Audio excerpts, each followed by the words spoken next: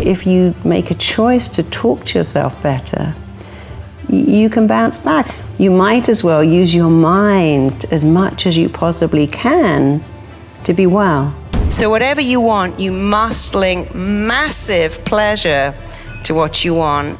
Another of my favorite things is I'm choosing this and I'm choosing to feel great. I'm choosing to work on my website all weekend. I'm choosing to go to the gym. I don't love it, but I love having a six-pack. I'm choosing to say no to Krispy Kreme donuts and yes to apples.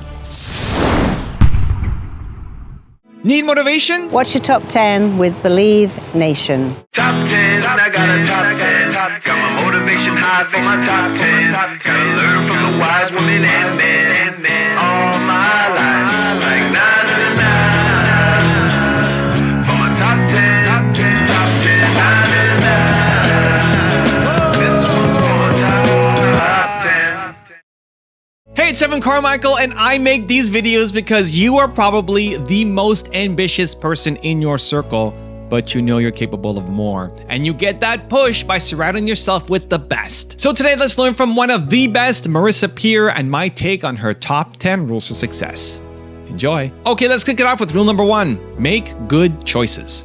The body holds on to pain and stress and tension and grief. And we carry around all this stuff, and yet we really don't have to if just more people knew. Even to say I'm enough every day. Yeah. And to say, another of my favorite things is I'm choosing this and I'm choosing to feel great. I'm choosing to work on my website all weekend. I'm choosing to go to the gym. I don't love it, but I love having a six-pack. I'm choosing to say no to Krispy Kreme donuts and yes to apples. Love Krispy Kremes. Do you? I could eat 12 of them right now. Oh, they're so good. But I choose to eat healthy. Yeah, and if you say, I'm choosing to do this and choosing to feel great about it, your mind has a very clear image. The way you feel about everything is down to two things: the pictures you make in your head and the words you say to yourself. There's nothing else. So if you choose to run, going, I'm running, so I'm raising money for charity, so I'm going to complete this run.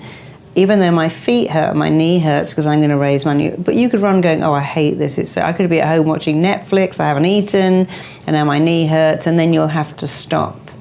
So when you keep saying, I'm choosing it. Because, yeah. So if you're an Olympic athlete, you would choose to get up at 4 a.m. and train. If you are a diabetic, you choose to put a needle in your arm. If you wear lenses, you choose to jab your finger in your eye. But you don't go, oh, I hate it. I can't accept it. Rule number 2, use your imagination. Imagination is more powerful than knowledge when dealing with your own mind and the mind of others. If I said to any of you, come and stand on this chair, who would come and stand on this chair? I'll give you $100 to stand on this chair. Sure. If I said, well, now the chair is on top of that spire on the highest building in Tallinn, who's going to climb up and stand on it for $100? Who would do that? Some people would, because they've got a good imagination. They go, if I can stand on it there, I can stand. And most people go, no, I could fall. If I had a little tiny plank up here, you can walk the plank when it's on the floor. Put the plank between two high-rise buildings. Who's going to walk it?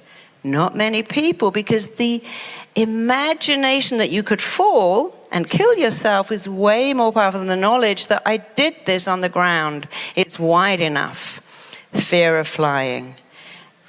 Knowledge says it's actually the safest place in the world. The most dangerous part of a flight is actually the drive to the airport. That's way more dangerous than being in the plane. Do you think the imagination cares? We'll go, I'm in a flying coffin. I'm hurtling through the air, and that guy looks like he's come straight out of ISIS, and he's in the bar. I think he's going to blow up the plane. And then you feel terrible. The other person's going, I'm watching a movie. I've always wanted to watch The Shape of Water. This is so great. Here's my time again to do nothing. So whatever you imagine will defeat logic, will defeat knowledge. And when dealing with children, people do logical stuff. Why are you so bad? Why can't you get it? What's going on? Why are you so naughty?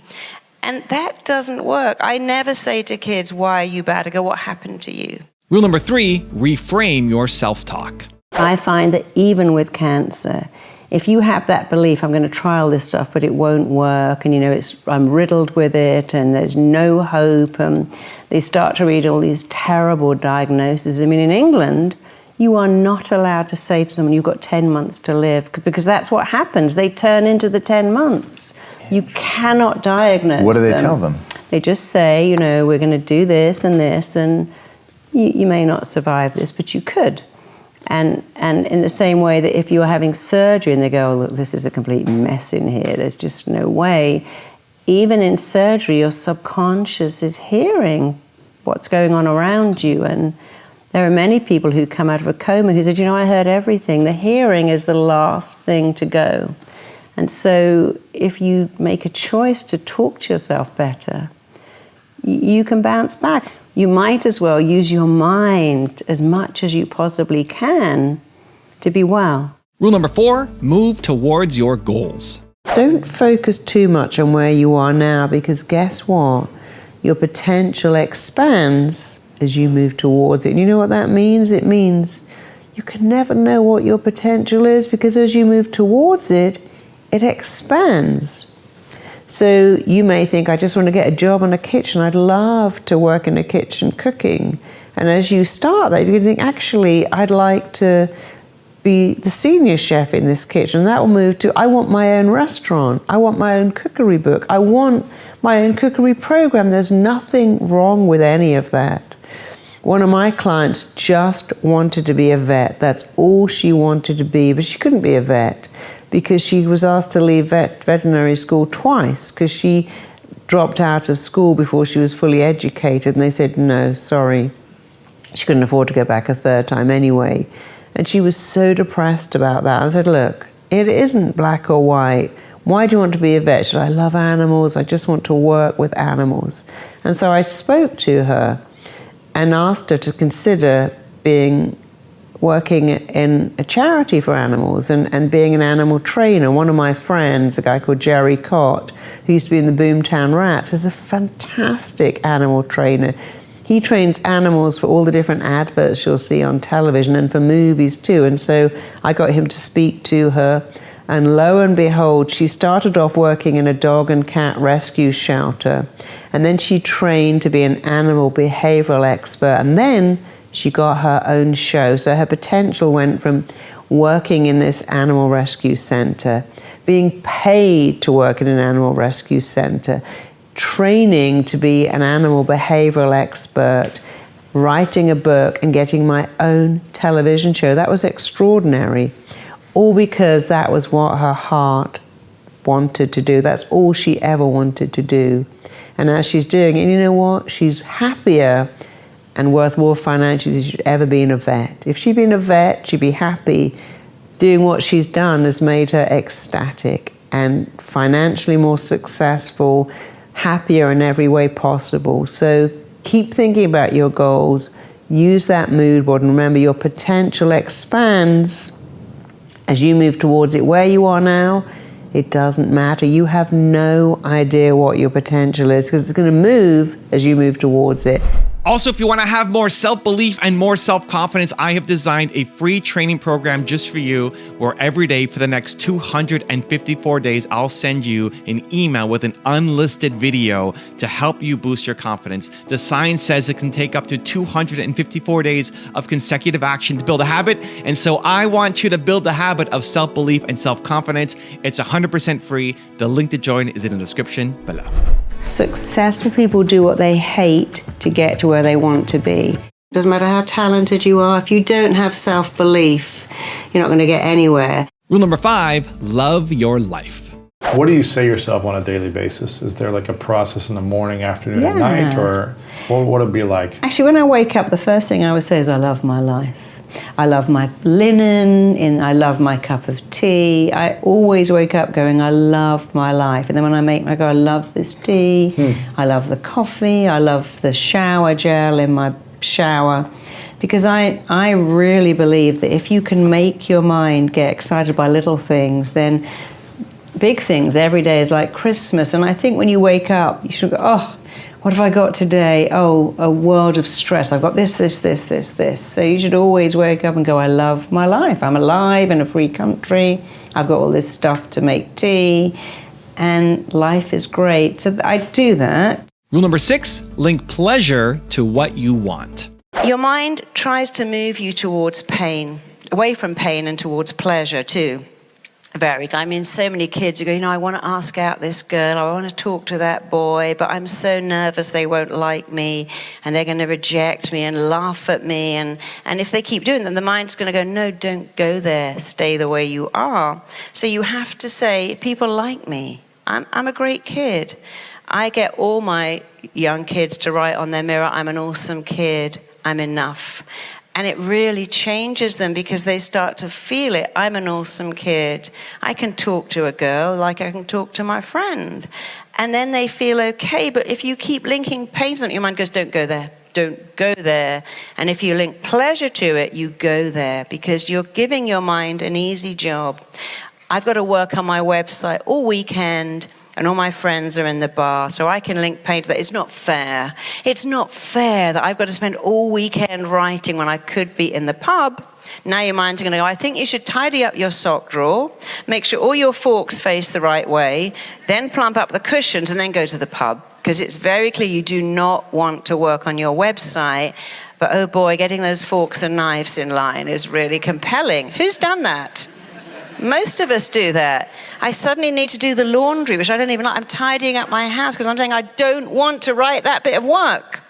How about saying it thrills me to work on my website? I'm elated working on my website. There is nowhere I'd rather be in the whole world right now than sitting in my office working on my website. Your mind goes, I'm going to set you on fire now. You're going to be doing this till 2 a.m. You told me you love it, and it thrills you. Let me fill you up with energy and passion. I'm a writer. I know how this works. I never go, oh my God, I've got to write a book. It's so lonely. It's so isolating. And what if no one likes it? What if it goes on Amazon? They go, I hate that book. And it gets no stars. Or I can go, I love writing. How cool is it? I get to write and people pay for my books and they like them and they give me great reviews because there's the choice going on again. So whatever you want, you must link massive pleasure to what you want. And you can link pain to what you don't want. But I don't bother to do that. Let's think of all the pain. Your book's never published. You go into your coffin. It's still in a drawer. You don't have to do that. Just focus on the pleasure bit. Rule number 7, rationalize with the mind. Your brain is actually quite smart, and it usually gives you a phobia because it thinks it's in your best interest to have it. Now, I know that sounds kind of crazy, but the mind works like this. It always does what it really thinks is in your very, very best interest. If you have a phobia and you haven't managed to get rid of it, that's because your mind believes that somehow it's helping you. So here's the thing, if you go to the top of a very tall building and run to the window and look out, your stomach will drop and your mind will go, get away from the edge, you crazy fool, because millions of years after evolution, our brain still thinks if we stand right at the top of a high building, it should make us feel slightly sick. So we pull back, and now it's saved us because that's our mind's job, keep you safe on the planet. So I totally understand the fear of heights, and you can't fight that stuff. Vertigo is there for a reason, but you can rationalize with the mind. You can turn it down. You can say, I'm safe. Look, there's a window this thick. I'm going to stay here and breathe and keep saying, I'm safe, I'm safe. And then the vertigo will go away because your mind is doing its job, get you away from the ledge. And when you dialogue with your mind to go, it's not a ledge, it's a plate glass window and I'm safe, it will go, oh, okay, don't need to do my job.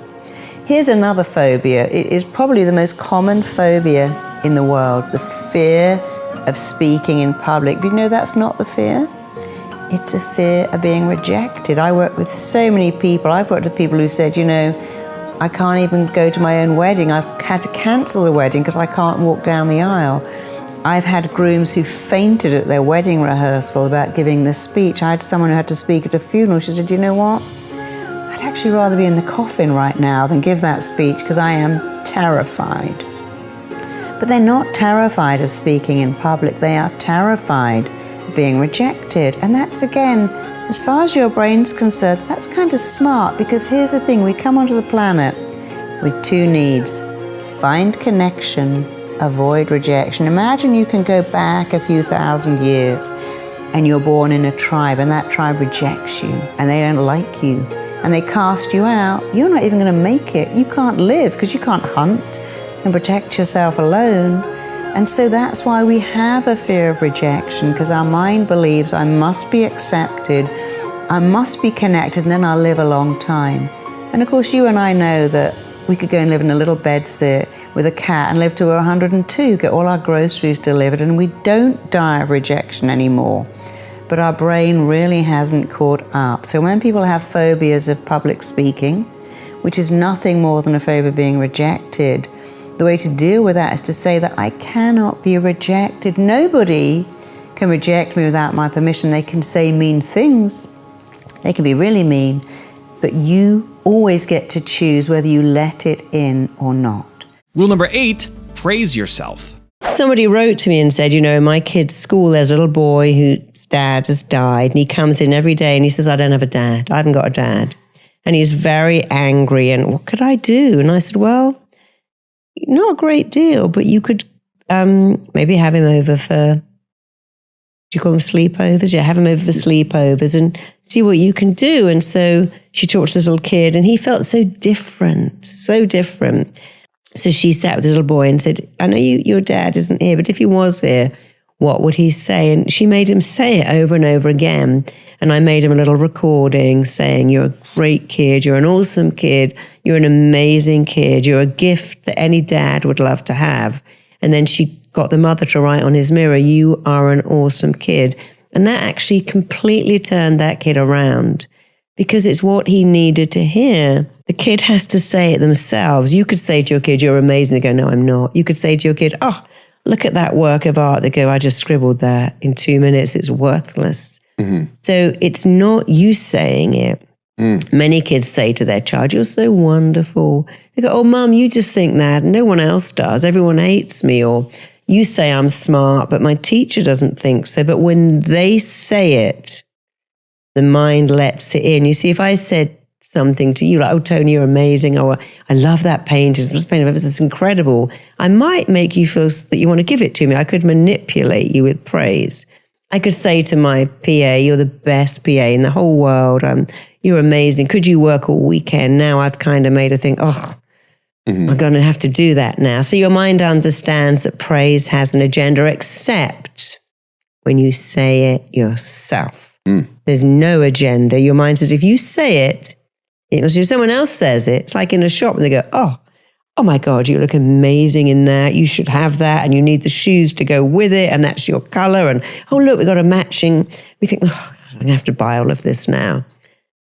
So we understand praise manipulates people. Accept your own praise. Your mind says, if you say it, it must be true, which is why self-criticism goes in and does so much damage. And self-praise goes in and does so much repairing, because the most important word you'll ever hear are the words you say to yourself. And that's the problem with teenagers. They're waiting for some idiot boy or stupid girl to go, I like you. And I would say to them, look, why don't you like you? Instead of putting all this energy into making this person like you by buying them stuff and trying to please them and trying to do everything, do their homework and give them your lunch, don't do that. You like you, because when you can really like yourself, the whole world will fall in line. They'll like you to the degree that you like you.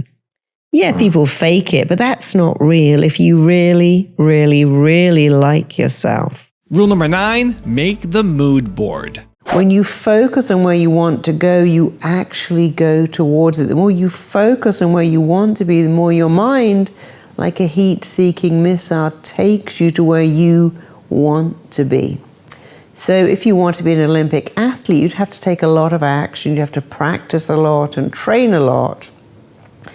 If you don't want to do something physical, train your mind, practice with your mind, use mood boards.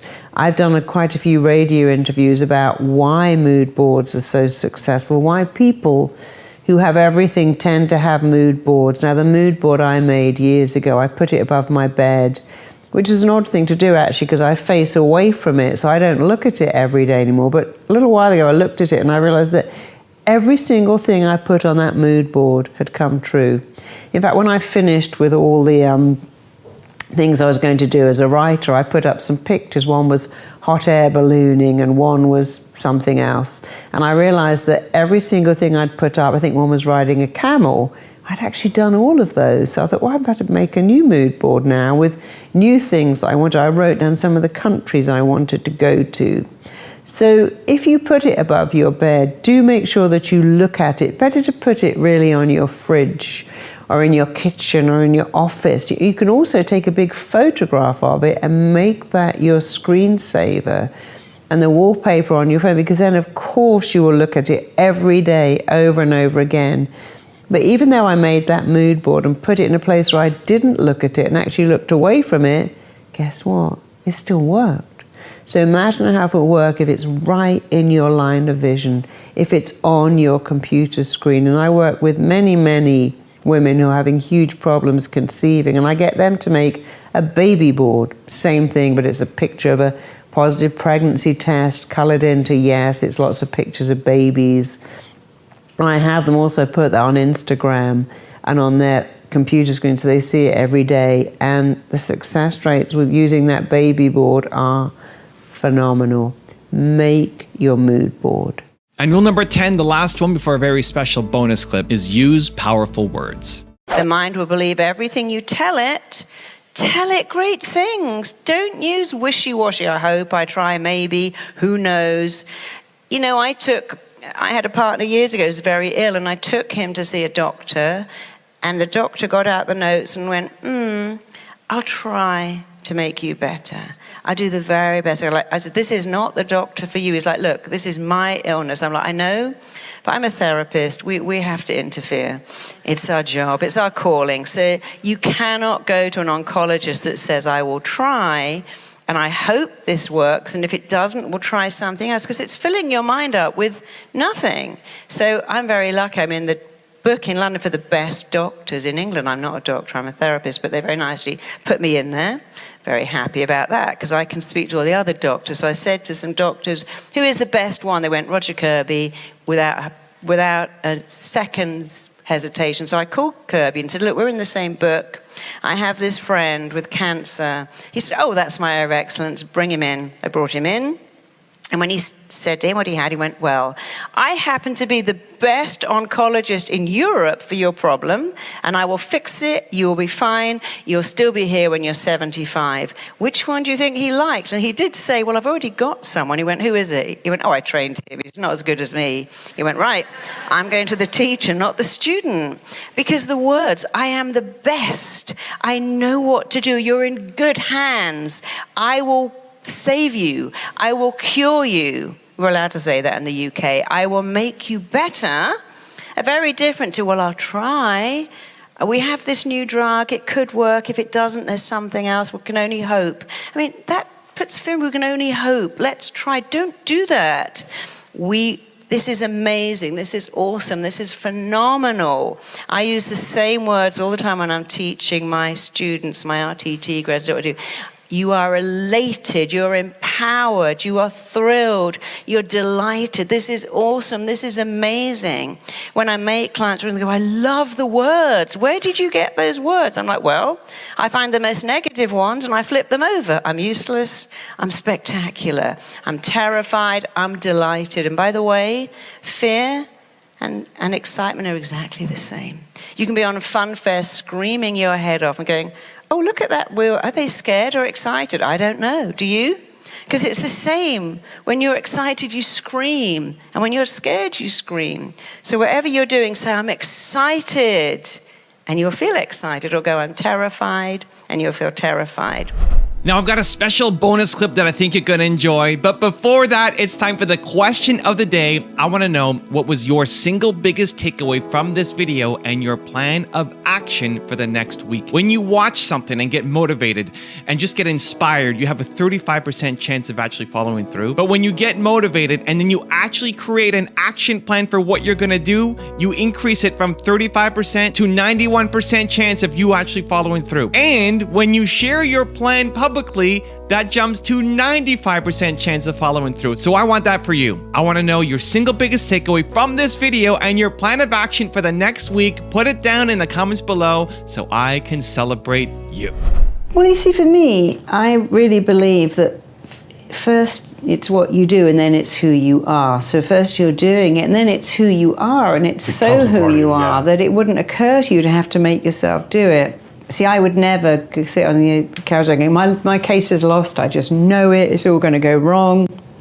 There's no cabs out there, this is a horrible flight. I now have a belief, and it really achieved me, that there's no such thing as being bored. If my flight is late, I mean, I just get on my laptop, on my phone. I mean, I have 24-hour entertainment, empty out my emails, look at something. The days of having to wait and being bored, even waiting in the car, my little phone has like got everything, books, messages, videos. And so I love that. I don't really mind about missing stuff and being late anymore.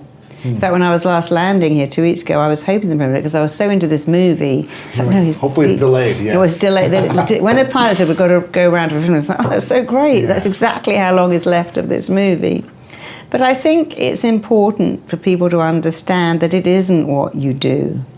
It's a bit like people who say, I've done yoga every day and now it's just my soul. Like Meghan Markle said, that yoga is in my soul. I don't do yoga. Yoga is part of my life. It's like you don't say, I walk my dog. If you've had a dog for 20 years, you just get up, pick up the lead, and it's who you are, not what you do. And so for me, it really isn't what I do, because it's so a part of me, and I like it. And so I'm quite lucky that I'm pretty happy and positive, but I really do love my life, and that's a good thing.